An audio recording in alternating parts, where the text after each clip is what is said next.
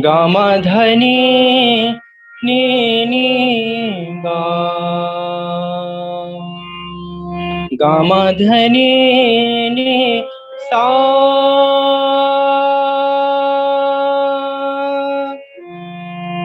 Gamma धनी नी धा सा।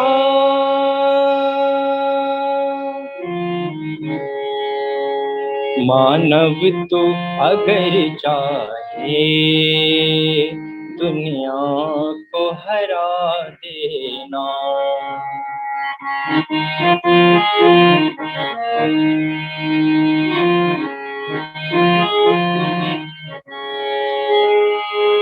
बस ईश्वर के दर पर, बस ईश्वर के दर पर सर अपना झुका देना।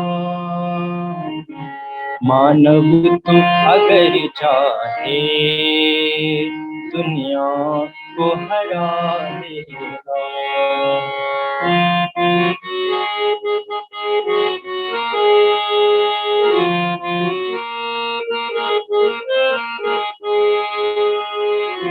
राजी हो प्रभु जिसमें वो काम सही होगा,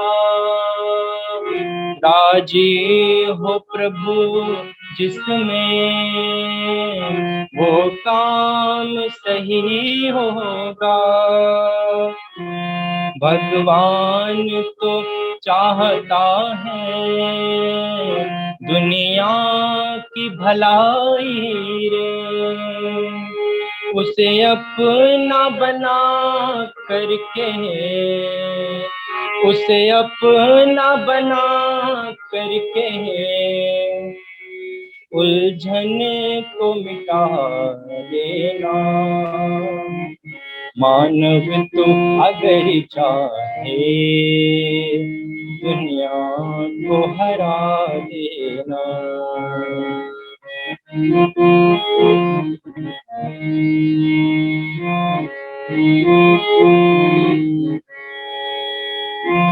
रक्षक है अनाथों का, दुखियों का सहारा है।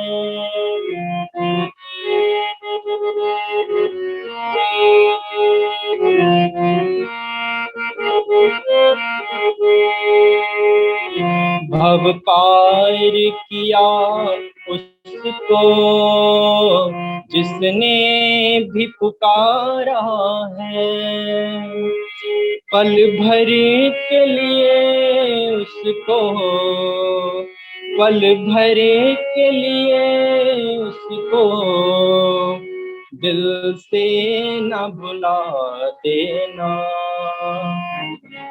मानव तू अगर चाहे दुनिया को हरा देना। बस ईश्वर के दर पर, बस ईश्वर के दर पर सर अपना झुका देना। मानव तू अगर चाहे दुनिया को हरा देना।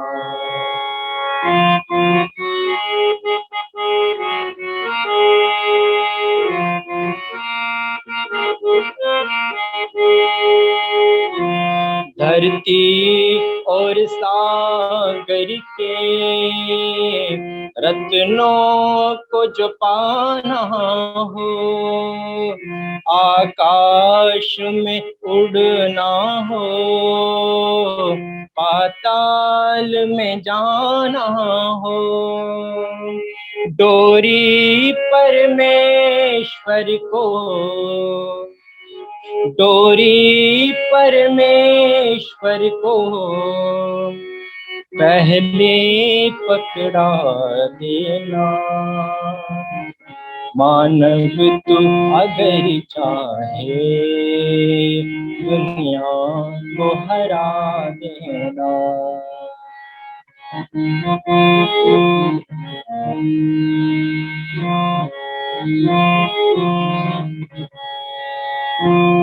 चाहेंगे सदा तुझको खुशियाँ और आशाएं, चूमेंगी चरण तेरे सब और सफलताएं।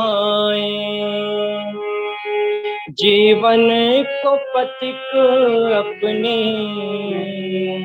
जीवन को पथिक उसकी राहों में राहों पे लगा देना। मानव तो अगर चाहे दुनिया को हरा देना। बस ईश्वर के दर पर, बस ईश्वर के दर पर सर अपना झुका देना। मानव तू अगर चाहे दुनिया को हरा देना।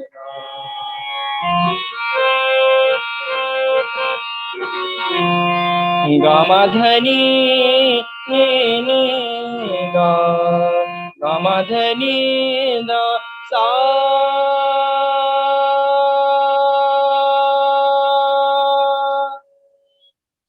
बहुत बहुत धन्यवाद सभी का सुनने के लिए।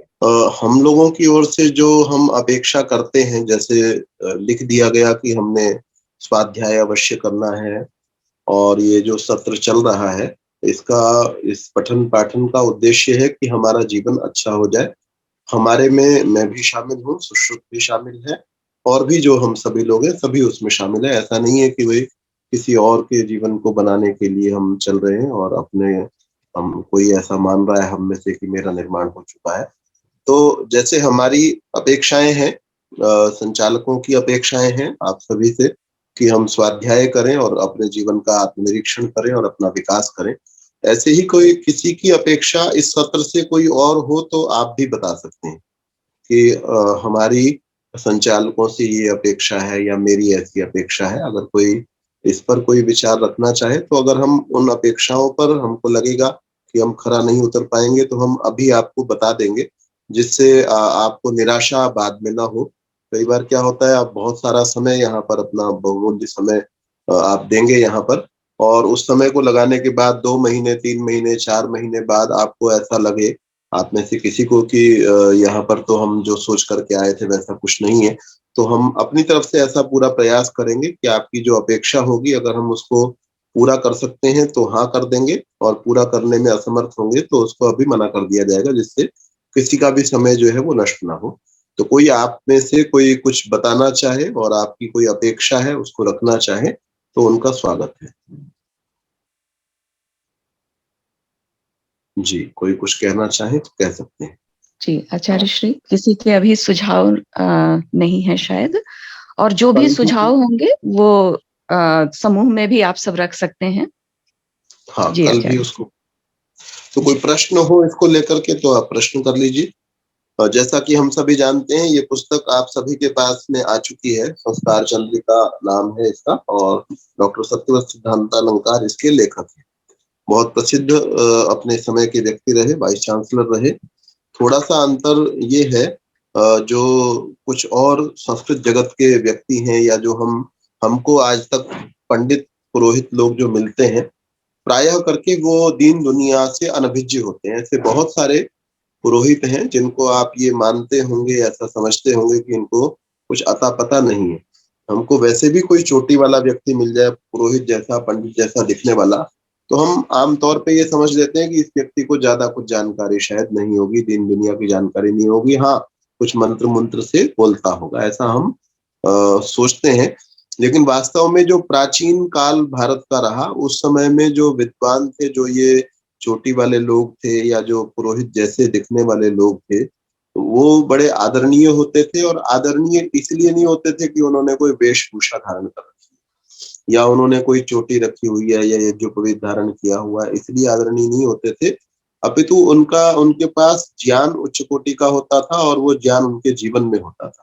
तो जो ये लेखक हैं डॉक्टर सत्यव्रत सिद्धांतालंकार, तो ये गुरुकुल कांगड़ी विश्वविद्यालय के वाइस चांसलर थे, सांसद भी रहे, और सांसद तो बहुत सारे लोग बन जाते हैं, लेकिन ये बहुत बड़े विद्वान भी थे। उसके साथ साथ होम्योपैथी के बहुत बड़े विद्वान थे, बहुत सारे विषयों की। और आप पुस्तक को अगर पढ़ेंगे तो पुस्तक को पढ़ने पर आपको ये पता चलेगा कि कितने विदेशी व्यक्तियों को भी इन्होंने पढ़ रखा था। वेद को तो पढ़ा ही, उपनिषद की चीजों को तो पढ़ा, गीता को तो पढ़ा, भारतीय शास्त्रों को तो पढ़ा ही, लेकिन उसका समर्थन करते हुए विदेशी व्यक्तियों का और इधर का पौर्वात्य कहा जाता है, जो भारतीय विचारक हैं उनके विचारों को पौर्वात्य विचार कहा जाता है। और ऐसे ही पश्चिम जगत में भी विचारक हुए। पश्चिम जगत मतलब अमेरिका, कनाडा इत्यादि जो देश हैं, उनके जो विचारक हैं उनको पाश्चात्य कहा गया। ऐसा नहीं है हम पाश्चात्य संस्कृति एक शब्द प्रयोग करते हैं और उससे हम ऐसा समझते हैं पाश्चात्य संस्कृति शब्द से कि पाश्चात्य का मतलब सब कुछ गड़बड़ ही गड़बड़ है, खाओ पियो मौज उड़ाओ यही पाश्चात्य है। बिल्कुल हम ऐसा करते हैं, ऐसा हम कहते हैं। क्यों कहते हैं? क्योंकि ज्यादातर व्यक्ति वहां पर ऐसे हैं, लेकिन वहां पर भी बड़े अच्छे विचारक और चिंतक हुए। जैसा गणित के अंदर हमने पाइथागोरस प्रमेय को पढ़ा, तो आज भी वहां पर ऐसे ही विचारक वहां आज भी रहते हैं, आज भी दार्शनिक वहां पर रहते हैं। तो जिन व्यक्तियों के विचार जो भारत की विचारधारा से सहमत हो पाए, जिन्होंने भारतीय विचारधारा को पढ़ा और वो सहमत हो पाए, या भारतीय विचारधारा को नहीं पढ़ा लेकिन उनके विचार भारतीय विचारधारा के जैसे थे, उनको उनके विचार भी आपने इसमें सम्मिलित की। तो इतना विस्तृत चीजों को देने के लिए कितना ज्ञान होना चाहिए। हम लोग अपने सिलेबस को देखें, जो हम में से किसी ने बीए की, किसी ने बीएससी की, एमए की, आप उसको देखें और उसके साथ हम इसकी पुस्तक की तुलना करें कि ये पुस्तक जो है ना कितनी चीजों को समेट करके अपने अंदर उसने समाया हुआ है। केवल भारतीय चीजों को पढ़ना ही बड़ा मुश्किल है। हम लोगों को 1, 2, 4 पुस्तक पढ़ना ही मुश्किल लगता है, लेकिन हम इसके अंदर आप यही ढूंढने निकले कि कितनी पुस्तकों का अध्ययन करने के बाद में इस पुस्तक को लिखा गया होगा, तो वो भी आप पाएंगे कि वो न जाने कितनी पुस्तकों को पढ़ने के बाद उनके उद्धरण यहाँ पर दिए हुए हैं। और पुस्तकों को उठा करके ऐसा का ऐसा नहीं रख दिया, अपने विषय के अनुकूल जो सामग्री अपेक्षित थी उतनी सामग्री को दिया गया। तो ये बड़ी महत्वपूर्ण पुस्तक है, इसलिए हमको इसको पढ़ना आवश्यक है। ये बड़ा आसान कार्य है पढ़ना, जो हमको लगता है मुश्किल है इसको लिखना। इसको मैं आपको उतारने के लिए कह दूं वो इससे मुश्किल है। देख करके उतारने को मैं आपको कहूं कि इस पुस्तक को देखना है और देख करके उतारना है, वो भी मुश्किल कार्य है। पढ़ना उससे आसान है। और बिना देखे, ये तो देख करके उतारना तो ये था कि ऐसा का ऐसा मैंने उतार दिया, लेकिन बिना देखे आपने ऐसी पुस्तक लिखनी हो तो कितना मुश्किल कार्य है। तो किसी व्यक्ति ने इतना परिश्रम किया हुआ है, और परिश्रम करने के उपरांत आज अगर आप शिक्षा जगत से कुछ जुड़े हुए हो, छोटे बच्चों की पुस्तकें भी न जाने कितने कितने रुपए की आती हैं। मैं कॉलेज के अंदर लगा हुआ हूँ, कॉलेज में पढ़ाता हूँ, तो मैं वहां देखता हूँ कई पुस्तक विक्रेता विशेष प्रकार के आते हैं और वो 10-10 हजार रुपए की पुस्तकें दिखाते हैं, और उनमें केवल एक विषय का ज्ञान होता है। कोई बॉटनी को लेकर के आ रहा है कि भाई पेड़ पौधों से संबंधित पुस्तकें हैं, और उसके अंदर एक विषय का थोड़ा सा ज्ञान है और वो हजारों रुपए की पुस्तकें हैं। क्यों? क्योंकि वो इंटरनेशनल लेखक के द्वारा, कोई नामचीन लेखक के द्वारा लिखी गई हैं और उनकी इतनी रॉयल्टी होती है। तो हमारी पुस्तकें बहुत अच्छे स्तर की हैं, बहुत अच्छी हैं।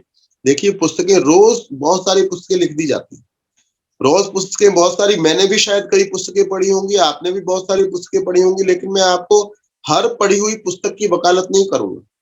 शायद मैंने 100-200 पुस्तकें पढ़ी हो, तो 100-200 की वकालत नहीं करूंगा। एक पुस्तक जो 20 साल पहले, 40 साल पहले लिखी गई थी और उसकी वकालत अगर किसी के द्वारा की जा रही है, इसका मतलब उसके अंदर कुछ महत्व जो है वो होना चाहिए। तो ये बड़ी महत्वपूर्ण पुस्तक है। आप जितना पढ़ते जाएंगे, ध्यान पूर्वक पढ़ते जाएंगे। एक पढ़ना ये होता है जी बोझ उतारने वाला पढ़ना। जैसे बच्चों को कह दिया जाता है ना, भाई 10 पेज पढ़ने हैं, 2 पेज पढ़ करके फिर खाना मिलेगा, आप उसके बाद खेलने जा सकते हो। तो बच्चा जो है अलग ढंग से पढ़ता है, बस जल्दी से ऊंची आवाज में बोलो, इनको सुनाई दे जाए और मैं पढ़ करके निकल जाऊं। अगर हम ध्यान, वैसे नहीं पढ़ना है, ऐसा अध्ययन नहीं करना। धर्म जो है, वेद के अंदर ऐसा धर्म नहीं बताया गया। हम लोगों ने ऐसा मान लिया कि किसी बड़े नामचीन व्यक्ति को बोलते हुए सुन लेना सत्संग होता है ना। हम लोगों को ये सिखा दिया गया। बहुत से लोग हम में से ये मानते हैं कि आप किसी नामचीन व्यक्ति के, स्वामी रामदेव जी के प्रवचन चल रहे हैं, महाराज सुधांशु जी के प्रवचन चल रहे हैं, कोई और ऐसे बड़े नामचीन व्यक्ति, कोई राधा स्वामी वाले के, निरंकारी वाले के, बड़े के, किसी के नामचीन व्यक्ति के सत्संग चल रहे हैं, कोई बोल रहे हैं और आपने बैठ करके सुन लिया, इतने में आपको पुण्य मिल गया, इतने में आपका धर्म हो गया।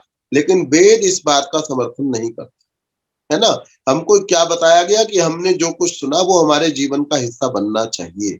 तो हमने जो पढ़ना है, हमारे पढ़ने का उद्देश्य ये नहीं होना चाहिए कि मैंने एक किताब पढ़ दी, गिनती नहीं बढ़ानी है कि 2 पढ़ दी, कि 200 पढ़ दी, कि 2000 पढ़ दी, कि 5000 पढ़ दी। आप देखें, बहुत सारे लोग बहुत सारी किताबों को पढ़े हुए जो पत्रकार है, इन्होंने काफी अध्ययन किया हुआ होता है आजकल, लेकिन इनको कोई महापुरुष नहीं कहता। महापुरुष कब कोई व्यक्ति बन जाता है, महान कब कोई व्यक्ति बन जाता है, जब वो समाज के लिए भला करने लायक अपने आप को बना देता है, जब वो स्वार्थ से ऊपर उठ जाता है। वो हम कब उठ पाएंगे? जब हम ऐसी अच्छी पुस्तकों को हृदय से पढ़ेंगे, चाह करके पढ़ेंगे, कि अपने अंदर परिवर्तन लाने की इच्छा पूर्वक पढ़ेंगे, और उसके बाद पढ़ने के बाद में उसमें निशान लगाएंगे कि ये चीजें जो है ना, ये मैं अपना सकता हूँ।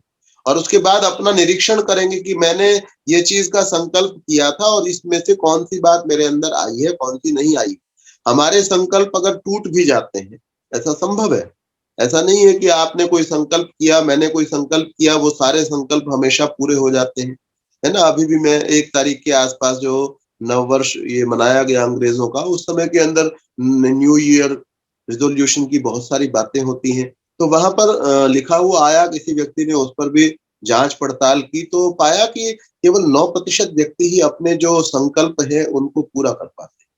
तो हमने अपने संकल्पों को पूरा करने का माध्यम क्या है कि हम बार बार किसी चीज को पढ़ें। मैंने अपना ये अनुभव किया कि जब जब मैंने स्वाध्याय किया, स्वाध्याय का यहाँ पर मेरा अभिप्राय है, मैंने पढ़ाई की, अच्छी पुस्तकों को पढ़ा, तब तब मुझे लगा कि मुझे अपने अंदर ये सुधार करना चाहिए। ऐसा नहीं है कि मैं जब पुस्तकें नहीं पढ़ी तो कोई मैं शराब पीने लगा, कि सिगरेट पीने लगा या कुछ और करने लगा। लेकिन शराब न पीना, सिगरेट न पीना, चाय न पीना, कॉफी न पीना, इतना ही तो अच्छाई नहीं है। अच्छाई की कोई सीमा नहीं। अगर शराब न पीना ही अच्छी बात होती तो दुनिया के करोड़ों लोग ऐसे भी हैं जो शराब नहीं पीते, उतने मात्र से उनकी पूजा होनी चाहिए थी, उनका दुनिया के अंदर बड़ा आदर होना चाहिए, लेकिन उनको कोई जानता भी नहीं। बहुत सारे लोग ऐसे होंगे जो बीड़ी नहीं पीते होंगे, सिगरेट नहीं पीते होंगे, चाय नहीं पीते होंगे, कॉफी नहीं पीते होंगे, या आलू गोभी ऐसी चीजें भी नहीं खाते होंगे, लेकिन उतने मात्र से उनका आदर नहीं होता कि पिज्जा नहीं खाया, बर्गर नहीं खाया। इसका मतलब ऊंचाई जो है ना, कुछ और चीज। ये तो है, ये तो अच्छी बात है कि आप शराब नहीं पीते, आप पिज्जा नहीं खाते, बर्गर नहीं खाते, तो आपने अपने शरीर का ध्यान किया है, आप अच्छे व्यक्ति हैं। लेकिन ऊंचाई जो है कुछ और चीज है। मैं हवन करता हूँ, है ना, हम में से बहुत सारे लोग हवन करते हैं, लेकिन हवन करने वालों की संख्या भी करोड़ों में हो सकती है, लाखों में हो सकती है। उन लाखों व्यक्तियों को कोई दुनिया के इतिहास में लिखा नहीं जाता है। ये लाखों व्यक्ति जो है ना प्रतिदिन यज्ञ करते हैं, जिनके नाम हम जानते हैं, जिन्होंने यज्ञ का प्रचार किया, पंडित लेखराम हो, पंडित मुंशीराम, महात्मा मुंशीराम हो, श्रद्धानंद हो, दयानंद हो, इन लोगों को हम इसलिए नहीं जानते क्योंकि इन्होंने यज्ञ किया। इन लोगों को और बहुत सारे कारण हैं जिनके कारण हम इनको जानते हैं। तो हमको इससे प्रेरणा क्या लेनी है? हम जहां पर भी हैं, हम ये न सोचें कि मेरा तो निर्माण हो चुका है, मैंने दूसरों का निर्माण करना है। हम ये सोचें कि मैंने अभी और विकास करना है, मुझे यहाँ से कहीं आगे जाना है। हम अपना लक्ष्य बहुत ऊंचा रख लें। हम जब ये मान लेते हैं, हम क्या कहते हैं कि श्री कृष्ण जो थे वो भगवान थे। तो कुछ लोग, एक व्यक्ति ने भगत सिंह के ऊपर पुस्तक लिखी, सूरज का सफर, और उसके सूरज का सफर जो हेडिंग था पुस्तक का, उसके पास में ही एक और चीज लिखी, भगत सिंह से दोस्ती। फिर उन्होंने भूमिका के अंदर ये लिखा कि मैंने ये भगत सिंह से दोस्ती शब्द क्यों दिया है, भगत सिंह को भगवान मान करके पूज क्यों ना लें हम। तो कहते हैं जब व्यक्ति किसी दूसरे को भगवान मान लेता है, महापुरुष मान लेता है, तब वो ये सोचता है भाई वो तो महान व्यक्ति था, मैं तो आम आदमी हूं, मैं तो वैसा नहीं हो सकता। जब मैंने पहले ही ये सोच लिया कि मैं ये तो कर ही नहीं सकता हूं, तो मैं वो काम कैसे करूं। जो बच्चे ये सोच लेंगे कि मैं तो IAS बन ही नहीं सकता हूँ, मैं तो ये जो परीक्षा है यूपीएससी की, ये मेरे से तो पास होने वाली नहीं है, आरएएस तो हो ही नहीं सकता हूँ मैं, कमिश्नर, इनकम टैक्स कमिश्नर तो हो ही नहीं सकता। वो क्या कभी कमिश्नर बन पाएगा, आईएएस बन पाएगा? वो कभी नहीं बन पाएगा। जो ये सोचेगा कि मैं आईएएस बन सकता हूँ, बन करके दिखाऊंगा, हर हाल में बनूंगा, उसकी तो कुछ ना कुछ संभावना है। लेकिन जो ये सोचेगा मैं तो ऐसा हो ही नहीं सकता, मैंने ये सोच लिया, मैं कहाँ दयानंद हो सकता हूँ, मैंने उनको कह दिया वो तो बड़े महापुरुष थे और मैं तो नहीं हो सकता हूँ। चाहे ये सच्चाई हो, लेकिन मेरा मेरा लक्ष्य जो है बहुत ऊंचा होना चाहिए। जब हमारे लक्ष्य छोटे होते हैं तो हमारे प्रयास भी बहुत सीमित होते हैं। आपको अपने घर से 1 किलोमीटर दूर जाना हो तो आप सुबह सोचते हो कोई बात नहीं, 7 की जगह 8 बजे चला जाऊंगा, 8 की जगह 9 बजे चला जाऊंगा, चलो शाम को भी 5 बजे चला जाऊंगा। लेकिन आपको पता हो कि पैदल चल करके मैं दिल्ली में बैठा हुआ हूँ और मुझे मुंबई तक जाना है या 50 किलोमीटर जाना है, तो आप सोचोगे कि मुझे सुबह जल्दी 7 बजे ही निकल जाना चाहिए, अगर 50 किलोमीटर जाना हो। तो इससे पता क्या चला कि हमको अपने लक्ष्य ऊंचे रखने चाहिए, महान रखने चाहिए। हमको ये सोचना चाहिए कि मुझे भी एक दिन महान बनना ही बनना है, हर हाल में बनना है। मैं जिस भी स्तर पर हूँ, मेरे को जो महापुरुष पसंद है, मैं उसके जैसा बन करके दिखाऊंगा। मुझे बनना है, हर हाल में बनना है। इस जन्म में बन पाया तो अच्छा है, अगले जन्म में बनूंगा, अगले जन्म में बनूंगा, लेकिन मुझे बनना है। और वो कब हो पाएगा? जब मैं अपना निरंतर सुधार करूंगा। निरंतर सुधार ये कहने और सुनने की बात नहीं, ये करने की बात है। तभी सत्संग को सुनने की उपयोगिता है, तभी पुस्तक को पढ़ने की उपयोगिता है। मेरा आपसे निवेदन ये है कि हम पुस्तक पढ़ें, और पुस्तक पढ़ने का साथ में ये ना सोचें कि पुस्तक पढ़ने मात्र से मैं धार्मिक हो जाऊंगा या मेरे को जो है ना मेरे पुण्य बहुत इकट्ठे हो जाएंगे। पुस्तक में पढ़े हुए को जो जीवन में उतारता है, पुण्यवान वो व्यक्ति होता है।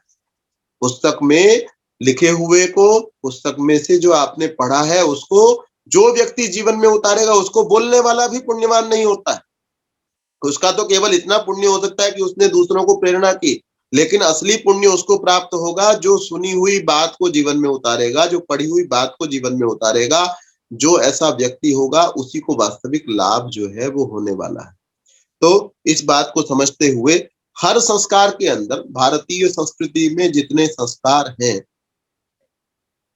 उनको 16 संस्कारों के ऊपर बहुत सारे विद्वान एक मत। हालांकि कुछ इससे कम संस्कारों को मानते हैं, कुछ इससे अधिक संस्कारों को मानते हैं, लेकिन बहुत सारे विद्वान ये कहते हैं कि 16 संस्कार प्रत्येक मनुष्य के आवश्यक हैं, जो होने चाहिए। लेकिन मुझे और आपको संस्कार शब्द से, कि आज मैं संस्कार में जा रहा हूं, तो क्या याद आता है कि अंतिम संस्कार के अंदर जा।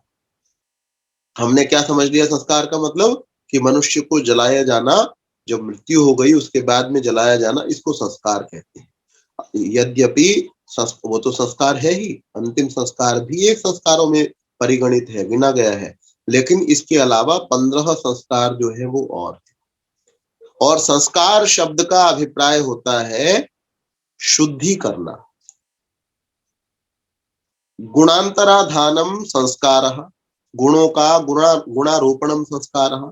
कोई चीज अपरिष्कृत है उसको और शुद्ध कर देना और अच्छा बना देना। उसका उदाहरण देते हैं कि जैसे आप दाल उबालते हैं और उसके अंदर छौंक लगा देते हैं, थोड़ा सा घी गर्म करके उसमें जीरा डाल करके कोई और मसाला डाल करके आप उसमें डाल देते हैं, तो इसको क्या कहा जाता है? इसको संस्कार करना कहा जाता है, जिसको आप छौंक देना कहते हैं। ऐसे ही जो मनुष्य, इसका मतलब ये नहीं है कि पहले वो बिल्कुल खराब था। हम कभी भी कीचड़ के अंदर संस्कार नहीं करते। कीचड़ को में कोई घी डाल करके, घी गर्म करके और उसके अंदर जीरा डाल करके कीचड़ का संस्कार नहीं किया जा सकता है। ऐसा नहीं है कि जो आत्मा है वो पूरी दूषित ही है, उसका संस्कार नहीं हो रहा है। हम लोग अच्छे का भी संस्कार होता है और बार बार संस्कार होता है। आप दाल बनाते हैं, संस्कार कर देते हैं छौंक लगा करके, फिर आपने गलती से या जानबूझ करके फ्रिज के अंदर रख दी। अगले दिन दोबारा सोचते हो अब गर्म कर दे, अब थोड़ा सा एक बार छौंक और लगा, फिर ये खाने लायक हो जाएगी, उपयोग के लायक हो जाएगी। तो ये कैसा है? संस्कार करना कैसा है? सुधार करना, अच्छा बनाना। जितना कोई अच्छा है उससे और अच्छा करने का उसको प्रयास करना। मनुष्य के अंदर सदा दोष आते चले जाते हैं, उसके लिए प्रयास नहीं करना पड़ता। आपके वातावरण के अंदर आपका वातावरण इतना दोष से युक्त है, जैसे आपका घर है। आपके घर के अंदर आप मिट्टी जानबूझ करके लेकर के नहीं आते, लेकिन हवा चलती है बाहर और उस वातावरण के कारण से कभी मिट्टी, धूल कण आपके घर में आ जाते हैं। कभी कोई चप्पल पहन करके आया, उसके कारण आ गए। कभी और किसी कारण से और किसी तरीके से आपके घर के अंदर चीजें आ जाती हैं और आप सुबह-शाम, बहुत सारे लोग दिन में 2 बार, कोई 1 बार झाड़ू लगाते हैं घर के अंदर। हर घर के अंदर झाड़ू लगाई जाती है, जिससे जो है जिस गंदगी को लाने का आपने प्रयास नहीं किया था, लेकिन सफाई का आपको रोज फिर भी प्रयास करना है। कोई कहे जी मैं तो अच्छा हूँ, मेरे में तो संस्कार की अपेक्षा नहीं है। आपके अंदर, मेरे अंदर, हर व्यक्ति के अंदर और सुधार की हमेशा गुंजाइश है। हर व्यक्ति के अंदर। तो हमको इस बात, जैसे आपके घर के अंदर जब भी आप झाड़ू लगाते हैं, कोई 3 बार भी घर में झाड़ू लगाए, तो 3 बार भी कुछ ना कुछ मिट्टी जो है वो निकल आती है। ऐसे ही हम जितनी भी थोड़ी बहुत भी जब भी कुछ सफाई करने का प्रयास करेंगे, तो अंदर गंदगी हर व्यक्ति के अंदर रहती है। और अगर मुझे ये लगता है कि मेरे तो सुधार हो चुका है, तो मानो मैं अंधा व्यक्ति हूँ। और मुझे ये लगता है कि मेरा जो सामने वाला दुश्मन है, उसके अंदर कोई गुण नहीं।